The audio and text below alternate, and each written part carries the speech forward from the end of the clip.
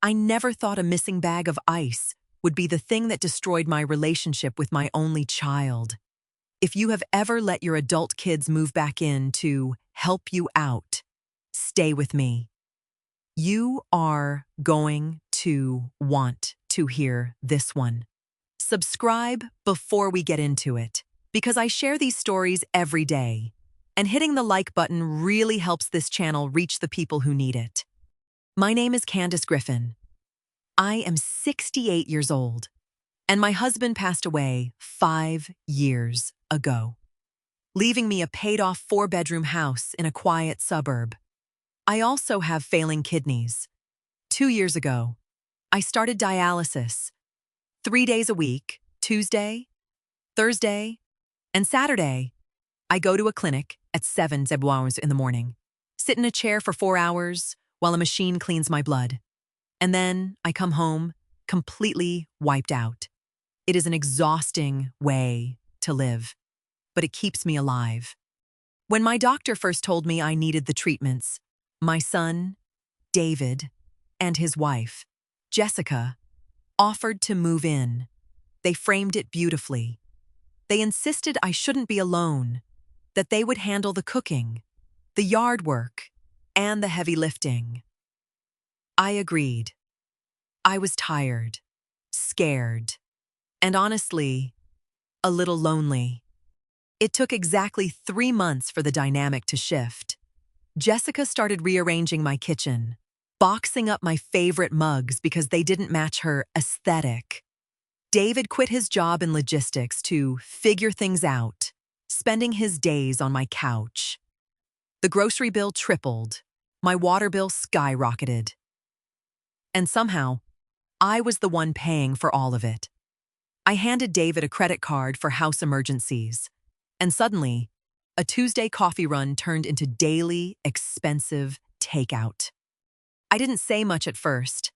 I hate conflict, and the dialysis drains the fight right out of you. You come home at noon, the room spins, and you just want a dark room and a bed. But then, things started disappearing. A bottle of expensive wine my late husband bought, leftover food I had saved, and the ice. Every Tuesday afternoon, the freezer's ice bin was completely empty. One Monday evening, sitting in my recliner, I remembered the little pet camera I bought years ago to watch our old cat. It was still plugged in, hidden behind a decorative plant on the living room bookshelf. I pulled out my phone and opened the app. The app took a few minutes to update. I hadn't logged into it in years. The camera only recorded when it detected motion, saving the clips to a cloud server I paid $3 a month for. I filtered the videos, selecting the previous Tuesday between 8 in the morning and noon, the exact window I was sitting in a sterile clinic with 2 needles in my arm. I tapped the first video. David walked into the frame at 9:30 a.m., carrying 2 massive bags of chips and a case of beer. 10 minutes later, the front door opened again. 3 men I didn't recognize walked in, followed by 2 women. Jessica trailed behind them, holding a tray of something baked, laughing loudly. My house, which was supposed to be empty and quiet, was hosting a mid-morning tailgate party. I watched 5 different clips. They were drinking my liquor, using my ice, putting their boots on my upholstered coffee table. I sat there in the dim light of my bedroom, feeling a cold knot form in my stomach. I skipped to the final clip from that day. The living room was emptying out. David stood near the bookshelf, right in front of the camera, holding a plastic cup. One of his friends slapped his shoulder. "Nice setup, man," the friend muttered. "When is your mom getting back?" "Not until 1, David replied, taking a sip.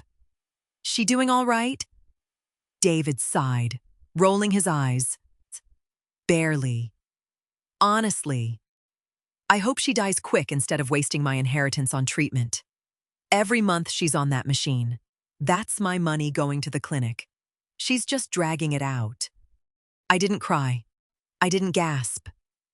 I just stared at the screen. 35 years. I carried him. I raised him. I buried his father. And I let him into my sanctuary when he had nowhere else to go. And he was standing on my rug, doing the math on my death. I didn't storm downstairs. I didn't scream. I closed the app, plugged my phone into the charger, and went to sleep. Crying is a luxury for people who have time. I had a schedule to rewrite. I woke up the next morning feeling lighter than I had in months. The fog of obligation was completely gone. I didn't need a complex plan. I didn't need to consult anyone. I just needed to cut the strings. At 9:10 a.m., while David and Jessica were still asleep in the guest room, I grabbed my purse and drove to the bank. The air was crisp, and for the first time in a long time, my hands weren't shaking. I walked into the branch and sat down with a teller named Maria. "I need to close my joint checking account," I instructed calmly. "And I need to open a new, individual account in my name only." Maria tapped her keyboard. "All right, Mrs. Griffin. We can transfer the entire balance over. Do you want to cancel the debit cards associated with the old account immediately?" I answered. "I also need to cancel the secondary credit card ending in 4102. Report it as permanently closed." That was the card David held. The one paying for his streaming services, Jessica's premium grocery deliveries, and whatever else they bought while waiting for me to expire. Within 20 minutes, the financial bridge was blown up. Every automated payment they had tied to my money would fail by the end of the business day. I drove home and parked in the garage. Walking inside, I heard the television blaring in the living room. Jessica was lounging on the sofa, scrolling through her phone. "Morning. Candace," she mumbled without looking up. "We're out of almond milk. I put an order in. It should be here by noon." "Cancel it," I replied, not breaking my stride as I headed for the stairs. Jessica blinked, finally looking away from her screen. "What? Cancel the order. It won't go through anyway." I walked up the stairs, leaving her sitting there in confusion. The first boundary was set, and it didn't cost me a single dime to build it. The fallout happened at 7:30 p.m. I was sitting at the kitchen table, eating a simple bowl of soup, when the front door flew open. David and Jessica marched in. David's face was red, and Jessica looked like she had chewed a lemon. "Did you do something to the card?" David demanded, tossing the piece of plastic onto the kitchen island. It made a sharp clack against the granite. I took a slow spoonful of soup. "I closed it." Jessica crossed her arms. "We were just at the Birchwood. We tried to pay for dinner, and the waiter told us it declined in front of everyone. It was humiliating. Candace, you went to a steakhouse on a Tuesday." I noted mildly. "On my dime. While claiming you couldn't afford rent?" "That's not the point," David shouted, his hands gripping the back of a bar stool. "You don't just cut off the account without telling us we need that money for household expenses. We live here too." I set my spoon down and looked directly into my son's eyes. "You live here for free. You eat for free. You use my utilities for free. I closed the account because I need to make sure I have enough money to cover my dialysis." David flinched, just a tiny twitch in his jaw. But I saw it. "Your treatments are covered by insurance." Jessica fired back, her voice shrill. "You're just being stingy to control us." "Co-pays exist, Jessica," I answered evenly. "And since I am wasting my own inheritance on keeping myself alive, I figured I should probably tighten my belt. I used his exact words. I watched the color completely drain from David's face. He opened his mouth, closed it, and stared at me. He knew. He didn't know how I knew, but the realization hit him like a physical blow. "If you want almond milk and steaks," I added, picking up my bowl and heading to the sink, "I suggest you update your resumes. The Bank of Candace is permanently closed." Wednesday morning, the house was dead silent. David and Jessica stayed in their room until noon, avoiding me entirely. They thought the worst was over.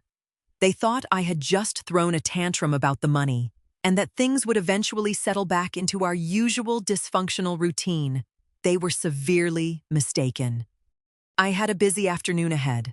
While they were holed up upstairs, I went into the hall closet and pulled out a stack of heavy-duty black trash bags. I carried them into my bedroom and hid them under my bed. Next, I made a phone call to a local handyman named Greg, who used to do jobs for my husband. "Greg, it's Candace Griffin," I murmured into the phone. "I need 3 deadbolts changed: front door, back door, and the garage entry.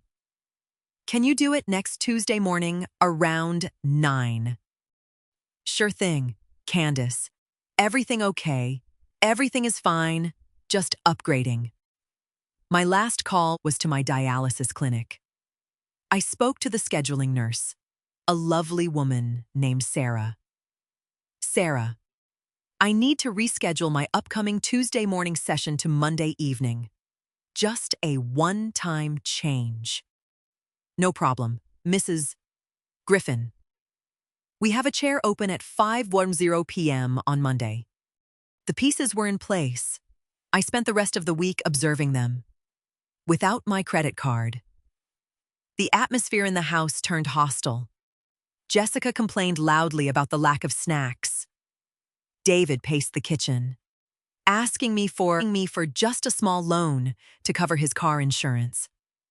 "No," I replied simply, not looking up from my book. "Mom, they're going to suspend my license," he begged. "Then you should probably take the bus," I answered. I watched him clench his fists and storm out of the room. He was a 35-year-old man acting like a teenager denied an allowance. It only cemented my resolve. Tuesday was coming, and the inheritance was about to get a lot smaller. Monday evening, I quietly attended my rescheduled dialysis session. By the time I got home, it was dark, and David and Jessica were out at a friend's house. I slept soundly. Tuesday morning arrived. At 6:45 a.m., I put on my coat, grabbed my purse, and loudly opened the front door. "I'm leaving for the clinic," I yelled up the stairs. "See you at 1. I slammed the front door hard, then, moving silently, I slipped right back inside, locked the door, and crept up the stairs to my master bedroom. I locked my door, sat in my favorite armchair, and waited. Downstairs, the house woke up quickly. By 8:30, I heard the familiar sounds of cabinets opening and closing. Jessica's loud voice complaining about the cheap coffee they had been forced to buy. At 9:00 a.m., the doorbell rang. I heard David open it. The loud, booming voices of his friends echoed up the staircase. "Man, I thought we weren't doing this today since you're broke." A voice laughed. "Nah, it's fine," David replied. "I got a couple of packs yesterday. Come on in. She's hooked up to the machine for another 3 hours." Music started thumping through the floorboards. Not deafening, but loud enough to rattle the picture frames. I heard the clinking of bottles, the dragging of a chair across the hardwood floor. They were getting comfortable in a house they didn't own, funded by a woman they wanted gone. I looked at my watch. It was 9:30. Greg the handyman was scheduled for 10. It was time to crash the party. I stood up, smoothed out my sweater, and grabbed a set of empty black trash bags. I didn't feel weak or tired. I felt wide awake. I unlocked my bedroom door and started the slow walk down the stairs. I didn't storm down the stairs. I took it one step at a time, the wooden planks creaking slightly under my weight, though the music drowned it out. As I reached the landing, I had a full view of my living room. 4 men and 2 women were lounging on my furniture. David was standing by the television, trying to connect his phone to my sound system. Jessica was sitting on the arm of my favorite sofa, drinking from a blue plastic cup.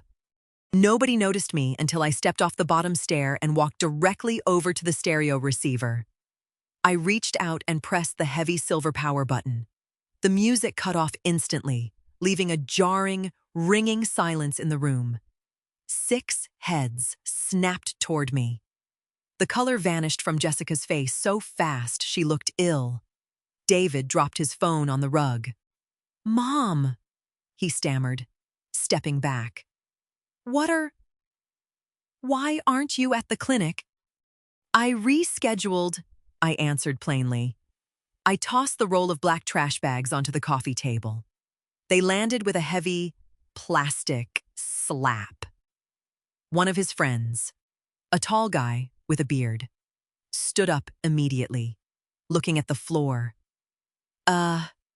We should probably get going." "You absolutely should." I agreed, not looking at him. My eyes were fixed entirely on my son. The guests didn't say another word. They grabbed their coats and practically sprinted for the front door, leaving half-empty cups on my end tables. Within 20 seconds, the front door clicked shut, leaving only David, Jessica, and me in the silent room. "Mom, listen. We were just hanging out." David started, holding his hands up like he was trying to calm a wild animal. "It's no big deal." I pointed to the black bags. "Go upstairs. Pack whatever fits in those bags. You have 20 minutes. Jessica scoffed, crossing her arms defensively. "You can't be serious. You're throwing us out over a few beers. You're being dramatic." "I am throwing you out," I replied, my voice steady and cold. "Because I am done wasting my inheritance on you." David physically stumbled back a step. The denial in his eyes shattered. He finally understood that I had heard every single word. "Mom, you misunderstood," he pleaded, his voice cracking. "I was just blowing off steam. I didn't mean it." 15 minutes, I replied, pointing toward the stairs. Jessica's face twisted in anger. She wasn't sorry. She was just furious that the ride was over. "You can't just kick us out. We have rights. We live here." "You are guests who have overstayed their welcome," I stated, walking over to the front window and looking out. Greg's white work van was pulling into the driveway. "And the locks are being changed right now. So unless you want to sleep on the porch, I suggest you start packing." David looked out the window, saw the handyman, and panicked. He ran upstairs. I heard drawers slamming, hangers scraping across the closet rods. Jessica stood in the living room for a few more seconds, glaring at me, before stomping up after him. Greg knocked on the door. I let him in, handed him a cup of coffee, and pointed to the deadbolts. "Take your time, Greg." 20 minutes later, David and Jessica came down the stairs, each dragging 2 bulging trash bags full of clothes. David looked like a little boy who had just been scolded. Jessica wouldn't even look at me. "Mom, where are we supposed to go?" David asked, lingering near the open front door. "That is entirely your problem," I answered, stepping past him to pull the door wide open. They dragged their bags out onto the front porch. I stepped back inside. "You're making a huge mistake," Jessica yelled from the concrete steps. "You're going to die alone in this big, empty house. Maybe." I smiled thinly. "But it will be quiet." I shut the heavy wooden door. A second later, Greg slid the brand new deadbolt into place with a satisfying, heavy thud. The first few days were relentless. My phone buzzed constantly with texts and missed calls. David tried every angle. "Mom, I'm sleeping in my car. Please, just let me come get the rest of my stuff. Mom, Jessica is leaving me. I just need a place to stay for 1 week. Can you just Venmo me $50 for gas? I have an interview tomorrow." I read every message, and I deleted every single one without replying. I knew his game. If I sent $50, it would prove there was still a crack in the door. If I let him in for his stuff, he would sit on my couch and refuse to leave. I boxed up the rest of their belongings, left them on the porch, and texted him once your boxes are outside. The silence in the house became my greatest comfort. I realized how much physical tension I had been carrying, just bracing for their demands. Without the stress of supporting 2 grown adults, my blood pressure dropped. My dialysis sessions actually felt a little less draining. My neighbor, Lorraine, noticed the missing cars. She walked over one afternoon while I was watering the hydrangeas. "House seems peaceful," she noted, leaning against the fence. "It's heaven." "Lorraine." I laughed. "Need me to drive you to the clinic on Thursdays?" she asked casually. "I'm going to the grocery store around then anyway."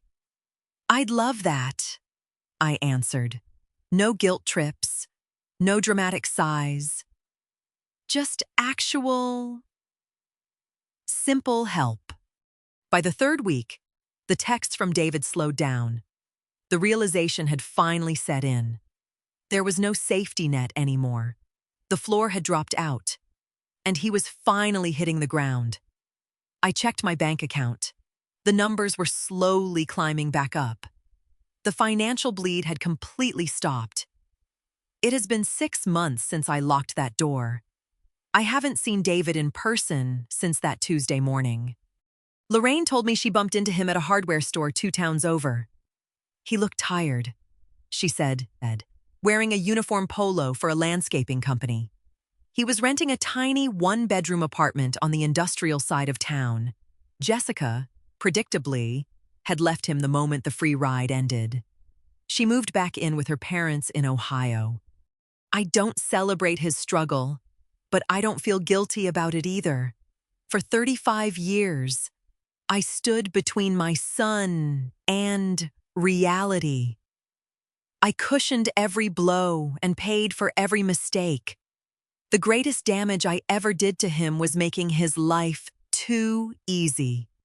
Now, at 35, he is finally learning how to survive. If he learns the lesson, maybe someday we can have a cup of coffee. But he is never moving back into this house. I am doing well. My treatments are stable. I have money in the bank, ice in my freezer, and absolute peace in my living room. I don't jump when a door closes. I don't hide my nice things. If you are listening to this, and you are draining your own life to keep an entitled adult comfortable, stop. You cannot negotiate with people who view you as a resource instead of a person. You just have to close the account and change the locks. Subscribe before you go, because I have another story just like this coming tomorrow. Hit the like button to help the algorithm find the people who need to hear this. And down in the comments, I want your honest answer. If your child said they were just waiting for you to die to get the money, would you ever speak to them again? I read every single one. I will see you in the next video.